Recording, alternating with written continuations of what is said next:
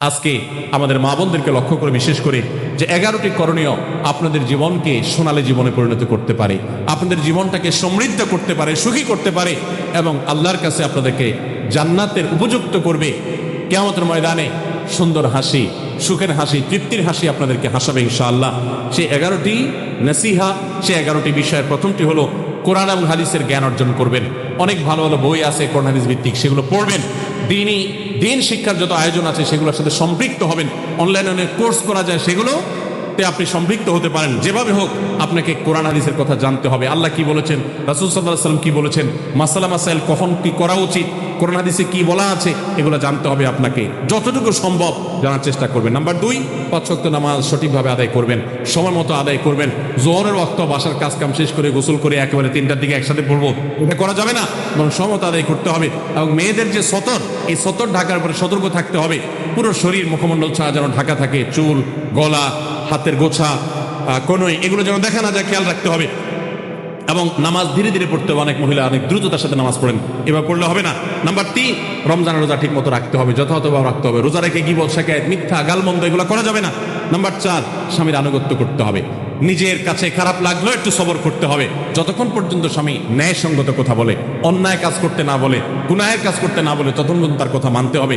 নিজের খারাপ লাগলেও মানবেন আপনার জান্নাতের প্রয়োজনে, সুশৃঙ্খলার প্রয়োজনে, পারিবারিক শান্তির প্রয়োজনে। ইনশাআল্লাহ আপনি সুখে থাকবেন দুনিয়া এবং আখিরাত উভয় জগতে।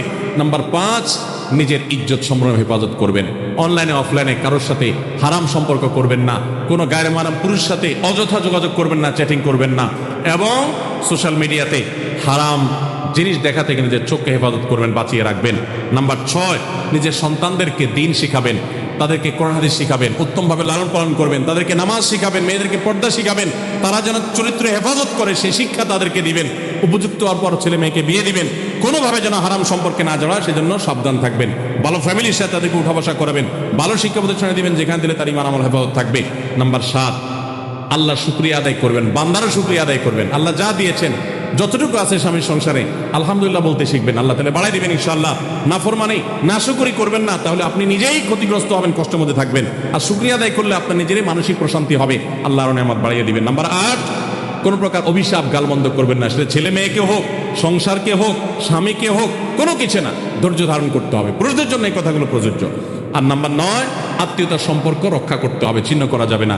নিজের স্বামীকে তার বাপ, তার বোন, তার মা, তার ভাই, তাদের সাথে সুসম্পর্ক বজায় রাখতে সাহায্য করবেন, বাধা দিবেন না, পারলে আরো সাহায্য করবেন, এতে আপনারই লাভ হবে।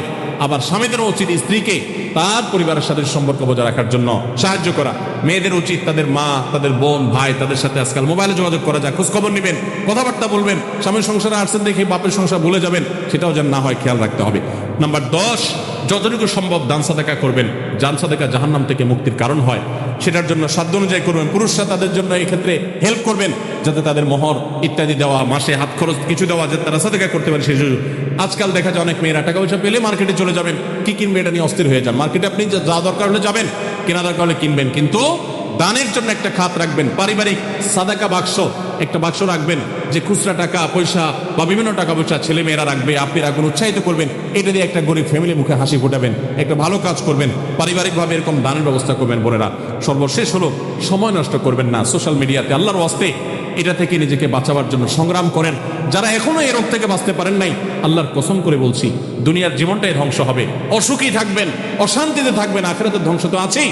অতএব ফেসবুক, ইউটিউব, এটা যদি আপনাকে দেখতে হয়, খারাপ কিছু যেন না আসে সেভাবে ফিল্টার করে নেবেন, এবং নিয়ন্ত্রিত নির্দিষ্ট সময়ের বেশি দেখবেন না। 10 মিনিট 10 মিনিট, সকাল দুপুর রাত, এর বেশি বিকাল, আমি এর বেশি দেখবো না। ঘন্টায় ঘন্টা টিপবেন না। অনেক মহিলা আছে স্বামীকে সময় দেওয়ার সুযোগ নাই, সন্তানের দিকে তাকাবার সুযোগ নেই, উনি টেলিভিশন এবং মোবাইলে আসক্ত, এবং এটা আমাদের সমাজকে ধ্বংস করে দিচ্ছে। নিজের ক্ষতি নিজে করছেন, নিজের পায়ে কুঠারাঘাত করছেন। আল্লাহ তাআলা আমাদের সবাইকে এই সব বিষয়গুলোকে মেনে চলে, এই 11টা পয়েন্টকে মেনে চলে আমাদের মা বোনদের জীবনকে সমৃদ্ধ করার তৌফিক দান করুন। আমাদের সবাইকে আল্লাহ তাআলা